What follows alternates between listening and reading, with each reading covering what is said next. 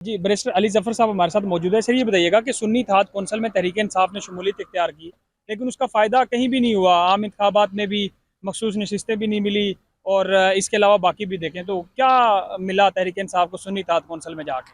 देखिए, फ़िलहाल तो कुछ नहीं मिला। फ़िलहाल तो ये हुआ कि हम सारे जो हमारे कैंडिडेट्स थे, वो एक छतरी के नीचे आ गए, लेकिन जो उसका रिज़र्व सीट्स थी, वो यकीनी तौर पे अभी तक नहीं मिली।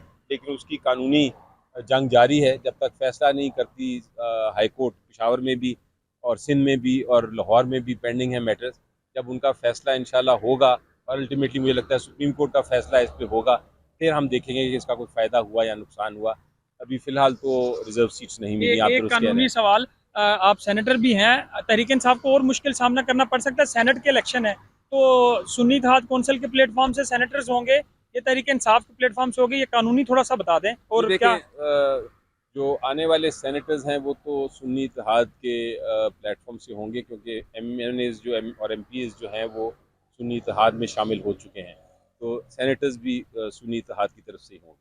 तो क्या जिस तरह मखसूस नशिस्तों का पहले तहरीक-ए-इंसाफ कह रही थी कि सुन्नी इत्तेहाद कौंसिल में गए हैं तो मिल जाएंगी, अभी आप कह रहे हैं सुन्नी इत्तेहाद कौंसिल से सेनेटर आएंगे, उनका रास्ता भी रोका जा सकता है? नहीं, उसमें ऐसा इशू नहीं था। उस जो जो रिज़र्व सीट्स पे तो इशू ये था कि वो कह रहे थे कि लिस्ट नहीं दी गई, लेकिन जहाँ तक सेनेटर्स की ताल्लुक है वहाँ कोई रिक्वायरमेंट नहीं है कि लिस्ट देनी पड़ती है। वो तो अभी उसका शेड्यूल आएगा और उसके मुताबिक इलेक्शन होगा सेनेट का। एक बात चल रही थी कि कई सेनेटर आज़ाद तस्वर होंगे तहरीक-ए-इंसाफ के, जिनकी मुद्दत पूरी नहीं हुई या अभी आगे जिन्होंने आगे बढ़ना है, वो उनका तरीकाकार क्या होगा? मैं मसलन मैं तो पीटीआई का सेनेटर हूँ और रहूँगा।